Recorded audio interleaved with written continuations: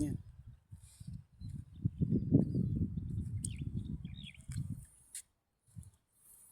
At 91 days ang ating sibuyas. So isang patubig pa to.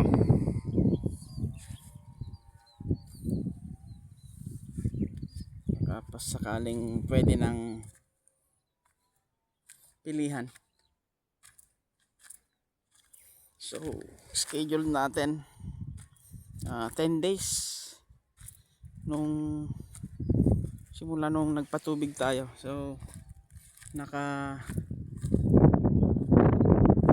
5 araw na tayo. May 5 araw pa bago magpatubig ulit.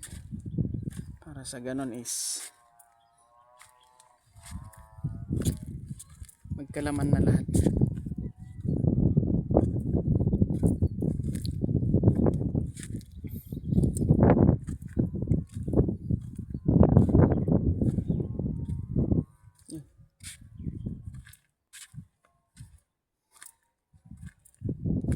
Tinitigang na natin to para lahat yung laman niya, yung leeg, yung katawan niya, napupunta lahat sa laman.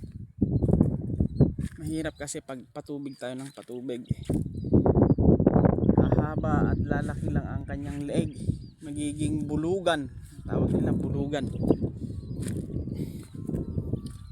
So, survive pa rin itong ating talong yung pagkatubig noon. 5 days pa mapapatubigan ulit. Yan.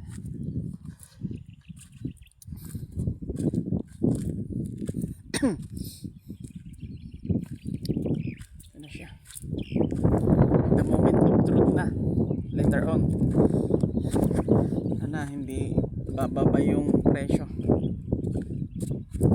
Tumataas bumababa ang presyo, naglalaro parang siso.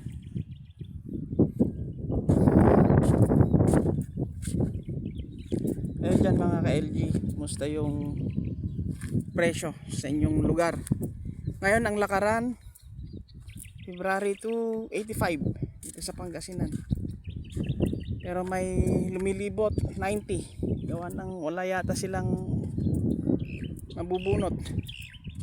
Taas.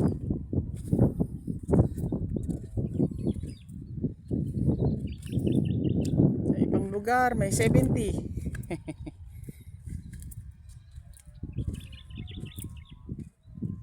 May 80, may 85.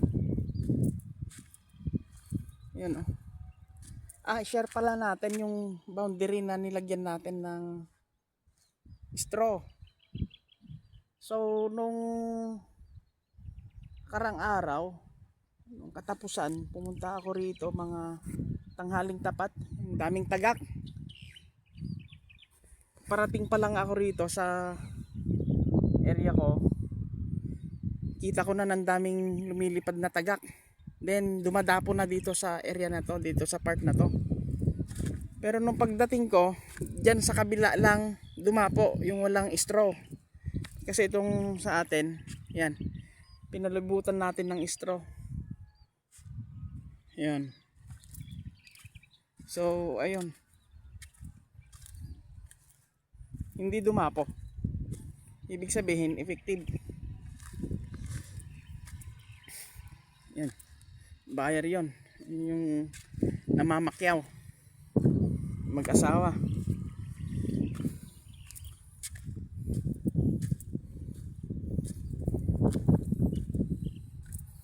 Pwedeng per kilo, pwedeng pakyawan. Ayan ah. So ayun, mapunta tayo sa tagak. So balik tayo sa tagak. Ito nga, tip sa mga kapwa kong may tanim na sibuyas. Maganda po ang straw. Hindi lang pala sa legit pala, hindi lang kwento. Ayaw nilang dapuan kasi ito noon nung wala pang straw, may nakikita akong mga ayan parang ganon, dinapuan noon yung mga tumumba. Then pagtingin ko sa mga dumi nila, kasi dumudumi mga yan eh. Puro uod. Buhay na uod yung kanyang dinudumi. So doon din nagsisimula yung harabas kasi ang kinakain din nila yan, mga uod din. So far dito sa ating sibuyas, mga ka-LG, wala namang uod na control natin. May atake pero naapula natin kagad kasi namomonitor. So yun yung kagandahan. Kagaya nito, ayan, pag atake ng ganyan noon, inapula natin, so tumigil.